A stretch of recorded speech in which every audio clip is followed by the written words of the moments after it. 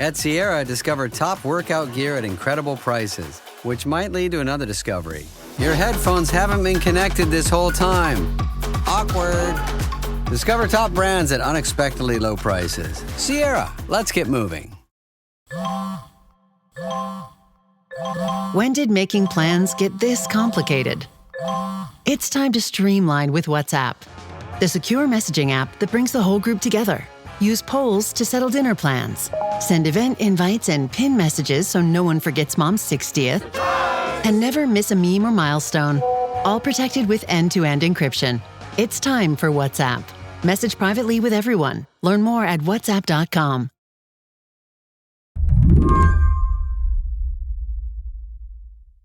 You may not know Jorge Reyes, but if you're in Latin America and you're using TikTok, you've seen his work. His choices had a sort of spillover effect into what users saw, what users sought out, what users were liking. That's Emily Baker White. She's a senior writer at Forbes and the author of Every Screen on the Planet, The War Over TikTok, which just came out this week. In her book, Emily describes the early days of Bytedance, the company that would go on to own TikTok. In 2018, Bytedance hired a small team of content creators and sent them to Mexico City to try to figure out how to appeal to the kids of Latin America, Mexico, and Spain. Bytedance says, all right, what we need is some people to tell us what's cool, tell us what's funny, tell us what's trending. And so they hire a bunch of 20-something cool kids who know how the internet works to tell them what their algorithm should be showing people. One of those cool 20-somethings was Jorge. The earliest people who served as sort of content curators for Bytedance, they were making decisions about what to show people in the moment, but their decisions also trickled down to show the company and show the algorithm that now, runs TikTok what works. Algorithms are just an amalgamation of decisions that are encoded by people, right? And so those curatorial decisions early on were really important in TikTok and Bytedance figuring out what they wanted to show people, not just that day or that week, but moving forward in the long run. Late last month, President Trump announced that his administration had made a deal to keep TikTok in the U.S. The plan is for a new joint venture company to oversee the American version of the app. One of the main investors? Oracle's Larry Ellison, a conservative billionaire and Trump ally. China has not approved the deal, and besides the question of who owns it, the details are pretty murky, including what happens to the powerful algorithm Jorge and others built.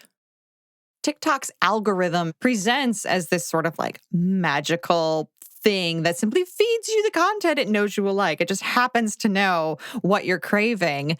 But the feed is encoded with biases from the people who were feeding it data. And if you own the feed, how much control do you have over what kind of content is actually shown to people? You have as much control as you want. So if you clicked on a hashtag, you would be taken to a page full of videos that were tagged with that hashtag. Jorge got to choose the order of those videos.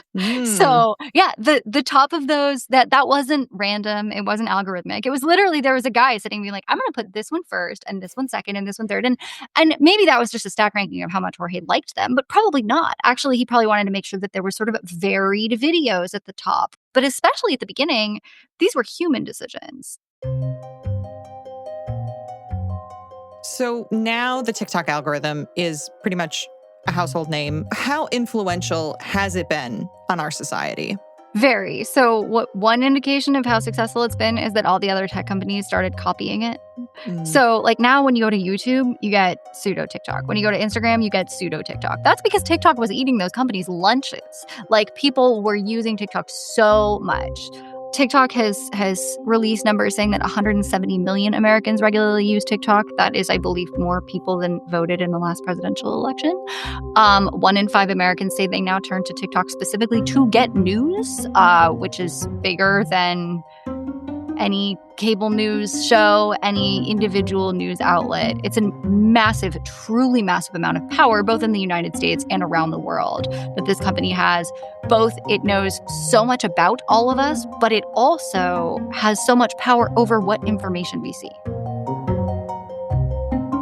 Today on the show, now that that massive amount of power may be in the hands of Trump and his allies, how will they use it? I'm Shayna Roth, filling in for Lizzie O'Leary. You're listening to What Next TBD, a show about technology, power, and how the future will be determined. Stick around.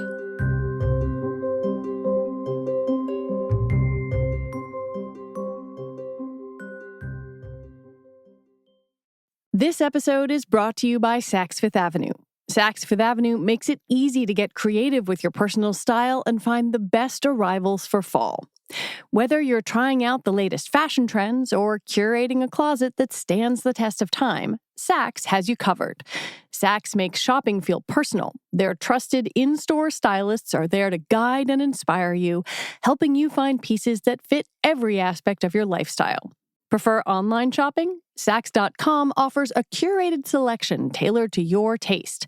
From new arrivals by your favorite designers like Prada jackets and Gucci loafers to stylish pieces for your everyday needs. Whether it's date night, a vacation, a special occasion, or just lounging in style, Saks helps you find the perfect look for every occasion. If you want shopping to be fun and easy, then head to Saks Fifth Avenue for inspiring ways to elevate your personal style every day. Have you ever wondered about the digital infrastructure that powers today's biggest tech trends? Interconnected, a new video and podcast series from Equinix, offers a rare look at the technology driving the innovations of tomorrow, from the edge compute and cloud systems to ultra-reliable networks and everything in between. Through candid conversations with industry experts and visionary thinkers, Interconnected's hosts guide you through emerging megatrends in tech, the infrastructure making them possible, and the connected future they're shaping. They dive deep into the systems behind AI, automation, quantum, and beyond. The first episode of Interconnected covers the AI renaissance in the medical field. Join the discussion on how society would not be on the verge of an AI-assisted medical renaissance without the near instantaneous network of interconnected data systems. Discover the digital infrastructure powering today's biggest tech trends with Interconnected. Follow Interconnected on YouTube, Apple, Spotify, or wherever you get your podcasts. Back in early 2018, there wasn't a TikTok. Instead, there was an app called Musical.ly. It was predominantly used by teenagers for lip syncing and dancing. In August of 2018, Bytedance acquired Musical.ly and retooled it to be what we know as TikTok. But at the beginning of TikTok's life, it largely resembled what you saw on its predecessor. So when you opened early TikTok, even when they retooled it and released it as TikTok, it was still mostly lip syncing and dancing teenagers. That's what it was. That's how I remember first being initiated to TikTok and hearing about it. It was that app that the kids are dancing on. That was how I knew of it. Totally. And that was TikTok's first identity. And we were talking about Jorge Reyes. And, one of the things that he told me was that when he joined the company, there was this idea of diverse content. And diverse content has nothing to do with diversity as we understand diversity in the colloquial sense. Diverse content was anything that wasn't lip syncing or dancing. And one of the company's priorities was promoting this diverse content so that the app was not so overrun with lip syncing and dancing. Because what they wanted was to create an everything app, an app where you need to figure out what kind of screws to use in your construction project, turn to TikTok. You want to figure out how to buy an apartment, turn to TikTok. You want to they wanted videos about everything, and they had videos about a very narrow niche community. And so they were trying, using hashtag pages and everything to diversify the content on TikTok in those early days. Right. And it seems like they were successful because now you can find videos on almost anything on TikTok. You bet. They were totally successful. They did it. They set out to do this thing and they absolutely nailed it. But outside of the humans curating the algorithm at the beginning, what was Bytedance doing to refine the algorithm to get them those, excess of videos and different types of videos? Were they scraping sites? Were they pulling from social media? Both. So I reported a story when I worked at BuzzFeed News back in 2022, where we found that ByteDance was scraping Instagram. They were actually scraping Musical.ly before they bought it. They were scraping YouTube, getting as much content as they possibly could and using it to feed their algorithm. Now, that was probably in violation of the terms of service of those other companies, but they did it, and it helped make their algorithm better. TikTok's algorithm is essentially a prediction model. A video will reach a certain number of users based on the algorithm's predictions about how many users want to see that particular video or videos that are similar to it. But internally, TikTok had a mechanism to boost certain content manually. It was called heating. Heating is an override to that system. Heating is a human staff member saying, okay, yeah, you made your prediction, but also you are going to give this video 5,000, 10,000, 50,000, 100,000, 500,000 views right now because I told you to. And that is a function that was built into TikTok's systems. And it was used for a lot of reasons. It was used by people like Jorge, who just see a video that it's gone viral on other platforms. It's clearly like, it's really interesting. It's some really important person saying an important thing, and they just know it's going to take off. And so they make a curatorial decision to do it. It was also used by like partnerships teams who wanted to woo celebrities or creators to come over and start using TikTok instead of Instagram or YouTube or what have you. And a great way to get someone to come to TikTok and stay on TikTok is to make them think that their content does really well. And so those partnerships people could push their first couple videos just a little bit, just to show, hey, yeah, you've got some juice here. You should invest time in this platform, right? And so partnerships teams would use it that way. There was also like abusive heating. There were instances where staff members were heating their spouses or their friends' content because they wanted to be influencers. And so you saw some of that too.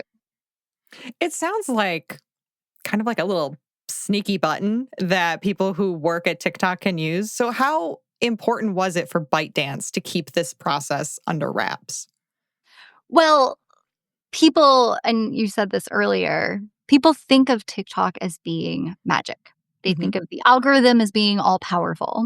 They think of, there is some meritocratic magic to the algorithm. It knows what people want to see. You get blessed by the algorithm. You get lucky, right? That image is good for ByteDance and TikTok because the alternative is like far less magical. It's like, somebody who knows somebody, or, your content happened to be selling the type of thing that they want to sell on their e-commerce business. So they pushed it, right? The reasons that content gets shown to people are often far less fun than just like, we know it's what you want to see the most. And there's obviously a large component of the ranking and serving of videos at TikTok that is about like, we think you're going to want to see this. But sometimes it's just that we want you to see this, right? Because it's pushing our new ad product, or, it's pushing this new feature that we want users to use. And when people don't think about the fact that sometimes videos are getting shown to them just because the company wants them to see them, they sort of default to, oh, it just knows me. It's just serving me what it knows I need. And like, I think we should all be more critical whenever a company is pushing us a stream of things. It's like, it's making decisions about what it wants us to see as well as what it thinks we want to see. And sometimes it may not tell us the difference. This is what makes TikTok stand out in a crowded field of social platforms. Rather than have to work to curate your feed, you simply open the app and go on autopilot. The app instantly plays you a video and calculates how long you watch it and how you interact with it. We talk about expressed preferences and revealed preferences. The preferences we express are preferences that we try to tell someone or something or a computer that we have this preference. Revealed preferences are just that you linger for an extra 2 seconds on videos of hot lesbians. And you might not even know you're a lesbian, but you keep lingering on the lesbians, right? And like, those are the types of things that TikTok was really good from the beginning at noticing about its users, right? And like, if you're lingering, it knows how long you spend before you swipe on everything. That's not like secret information, right? But in the aggregate, over hundreds of thousands of videos, that'll tell them a lot about about you in a way that feels like, oh, they know my subconscious, right? It's like, yeah, they do, because you are actually revealing it to them. You're just not trying to do that. And so TikTok, more than other platforms, leaned really, really hard into revealed preferences rather than expressed preferences. And that's why so many people said, oh, it knew I was gay before I did, or it knew I was pregnant before I did, or, these things that are really personal to us. If you have that many data points about your behavior, you're actually able to find out a bunch of things. In her book, Emily quotes an Andreessen Horowitz investor who describes TikTok as the first mainstream consumer app where artificial intelligence is the product, before going on to say the entire vibe of the platform is largely under TikTok's control because they, not users, decide which videos to display. It's a far cry from the kind of meritocratic, magical system people might believe the algorithm is. And it shows how much control the algorithm has over its user base. There's very, very, very little transparency about how TikTok serves videos. And because everyone's feed is different, I actually don't know what the 100 most popular TikToks today are. The company doesn't tell us. And it's not easy for me to find out that information because I can't just get 100 feeds and look, because they're different than all the other feeds. But the fact that we don't know that means it's really, really, really hard to know whether the company is. Maybe TikTok is trying to get us all to buy lava lamps. We wouldn't know. They could be running a giant lava lamp info op. And because we all have different feeds and because we don't have a single source of truth, it's really hard for us to know that. And so some employee who has access to the heating button, a lot more people used to have access to the heating button, a lot fewer have access to it now, but some rogue employee with access to the heating button who wants to promote a certain product, a certain political viewpoint, whatever, they could do some stuff. They'd probably get caught internally eventually, but they could certainly heat a bunch of videos with a certain aim and send them out to us. And we really wouldn't be able to tell. The company might be able to figure it out, but without access to their internal data, we'd have no idea. I mean, it sounds like a great way for a disgruntled employee to go out in style is to just mash that heating button on whatever they want and then get out the door, which is TikTok employees, if you've done this, you can find me on Signal. When we come back, Trump's touting a deal that transfers ownership of TikTok to the US. The one thing that's not fully transferred? The algorithm.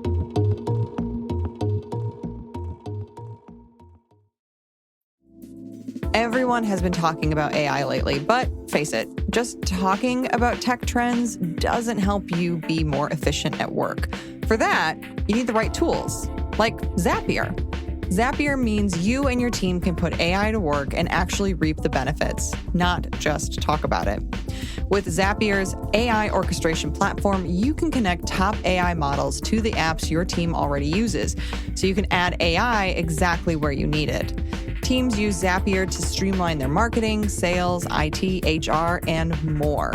Zapier is for everyone, tech expert or not. No IT bottlenecks, no complexity, no AI hype, just results. Teams have already automated over 300 million AI tasks using Zapier. Join the 3.4 million companies already automating with Zapier and transform how you work with Zapier and AI. Get started for free by visiting zapier.com/TBD. That's zapier.com/TBD. Do you struggle with procrastinating? When you put off doing something that could save you a ton? Well, Mint Mobile's best deal of the year is ending soon. 50% off unlimited premium wireless for new customers. That's a good reason to stop being a procrastinator. Even Slate's president, Charlie Kammerer, is using Mint Mobile, and he says more people should be trying this out. It was really easy to switch providers. The SIM card was shipped to his home. They let him use his existing phone. He didn't have to change his phone number. He is on the $15 a month deal and is getting unlimited talk and text over their 5G network at literally a fraction of what he was paying with someone else. Stop overspending with Big Wireless and cut your wireless bill to $15 per month when you switch to Mint Mobile. All Mint Mobile plans come with high-speed data and unlimited talk and text on the nation's largest 5G network. But hurry, because this deal ends September 22nd. Quit stalling and start saving when you make the switch. Shop plans at mintmobile.com/whatnext. That's mintmobile.com/whatnext. Upfront payment of $45 required, equivalent to $15 per month. Limited time new customer offer for first 3 months only. Speeds may slow above 35 gigabytes on unlimited plan. Taxes and fees extra. See Mint Mobile for details. This podcast is brought to you by Progressive Insurance. You chose to hit play on this podcast today? Smart choice. Progressive loves to help people make smart choices, and that's why they offer a tool called Auto Quote Explorer that allows you to compare your Progressive car insurance quote with rates from other companies, so you can save time on the research and can enjoy savings when you choose the best rate for you. Give it a try after this episode at Progressive.com. Progressive Casualty Insurance Company and Affiliates. Not available in all states and situations. Prices vary based on how you buy. The TikTok saga on whether or not it will be banned in the US has played out for many years now. It's messy, but here's what you need to know. During the first Trump administration, Trump tried to force a sale of TikTok. That didn't pan out. Then, during the Biden administration, Biden tried to negotiate a deal to keep TikTok's data in the US. That also didn't pan out. But after that deal didn't pan out, Congress passed a law forcing Bytedance to either sell the app to the US or see it get banned. The deadline for that sale was supposed to be way back in January, but Trump, in his second term, has been essentially ignoring it.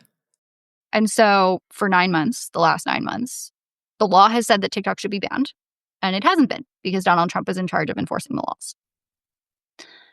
Trump is now trying to say, actually, we've solved it because I've negotiated a deal with TikTok and Bytedance that is a sale and that meets the seller ban requirement. They're going to sell you as TikTok. It's all going to be fine. We don't need a ban anymore. The problem is that that sale looks a fair bit like Project Texas. It looks in many ways like the same deal that the Biden administration eventually said, yeah, it's just not strong enough. It's just not good enough. And so there's a lot we don't know about this sale. But some things we do know is that, one, it doesn't include the recommendations algorithm. Bytedance will keep the recommendations algorithm because the Chinese government won't let them sell it. And they'll license it to this new entity that'll control certain parts of US TikTok. There are a lot of types of software licenses out there. Some of them, they just give them a copy of the code and they can do whatever they want with it. If that's true, that's like functional US control of the algorithm. But there are a lot of different types of software licenses, right? And some of them restrict how much code you can change. Some of them would mean that the new entity, the licensee, would rely on the licensor for updates to the code.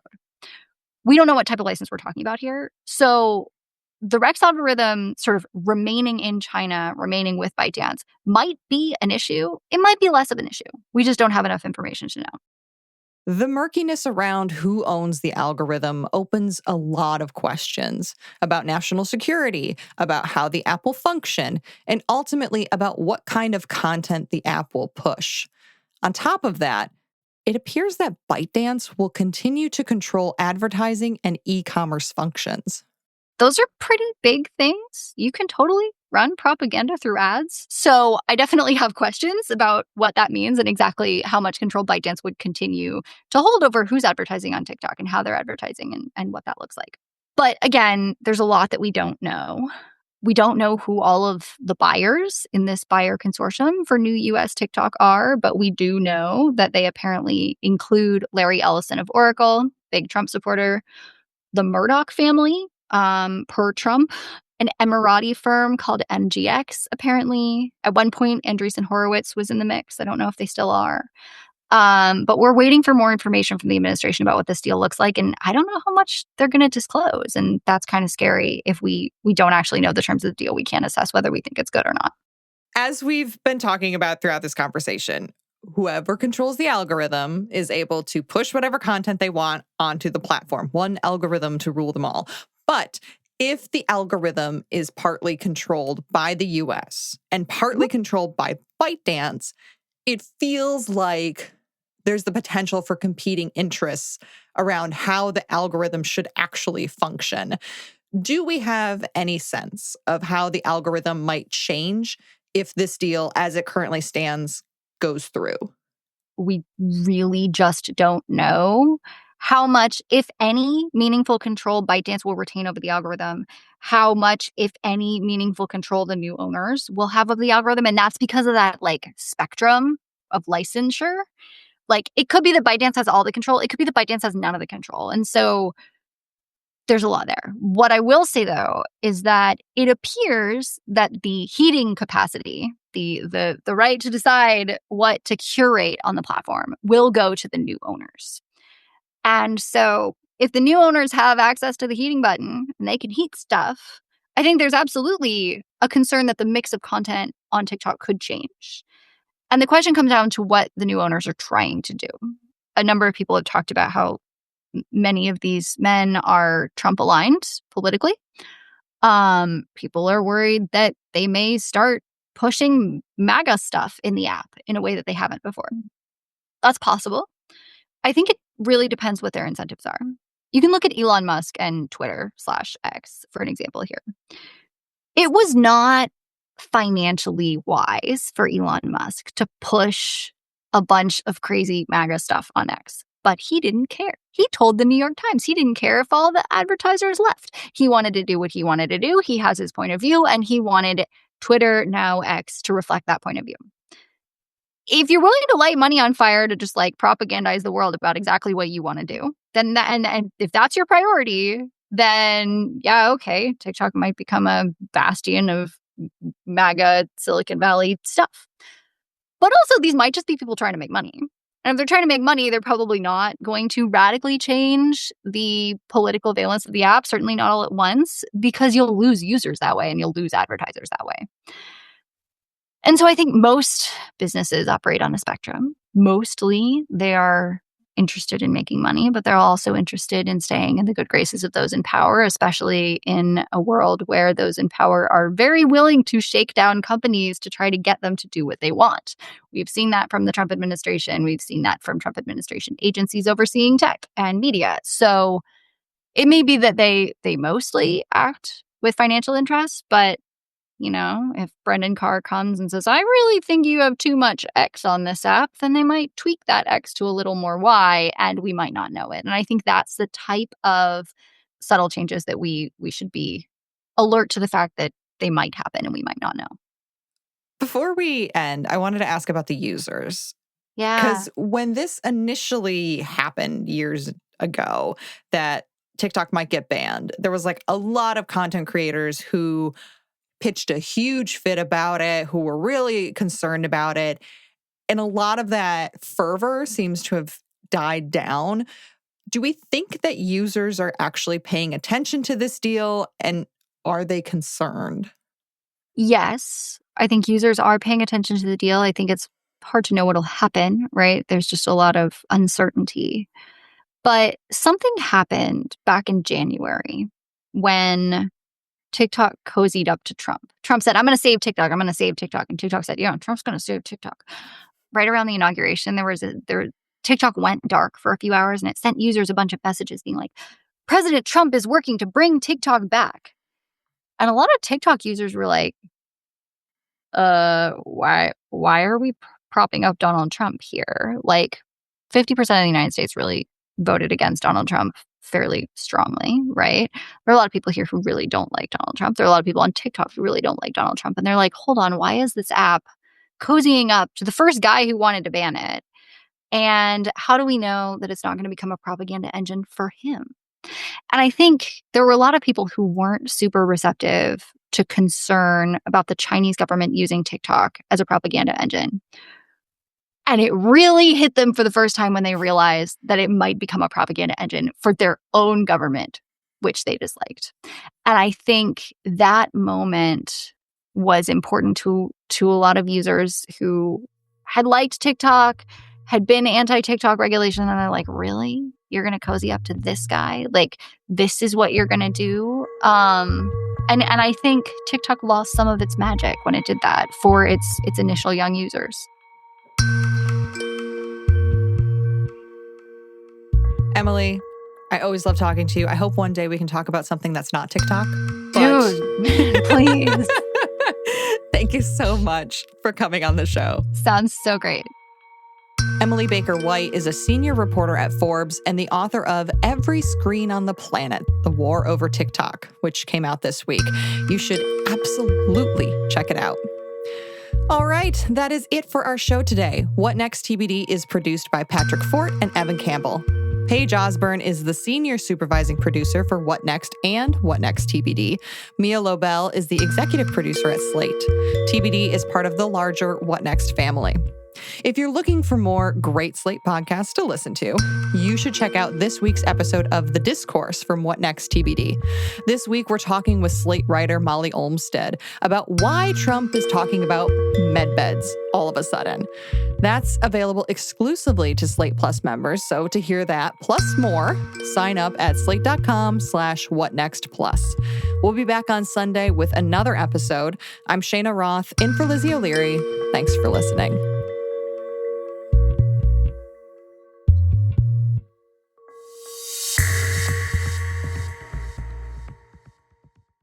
This episode is brought to you by Saks Fifth Avenue. Saks Fifth Avenue makes it easy to get creative with your personal style and find the best arrivals for fall. Whether you're trying out the latest fashion trends or curating a closet that stands the test of time, Saks has you covered. Saks makes shopping feel personal. Their trusted in-store stylists are there to guide and inspire you, helping you find pieces that fit every aspect of your lifestyle. Prefer online shopping? Saks.com offers a curated selection tailored to your taste. From new arrivals by your favorite designers like Prada jackets and Gucci loafers to stylish pieces for your everyday needs. Whether it's date night, a vacation, a special occasion, or just lounging in style, Saks helps you find the perfect look for every occasion. If you want shopping to be fun and easy, then head to Saks Fifth Avenue for inspiring ways to elevate your personal style every day.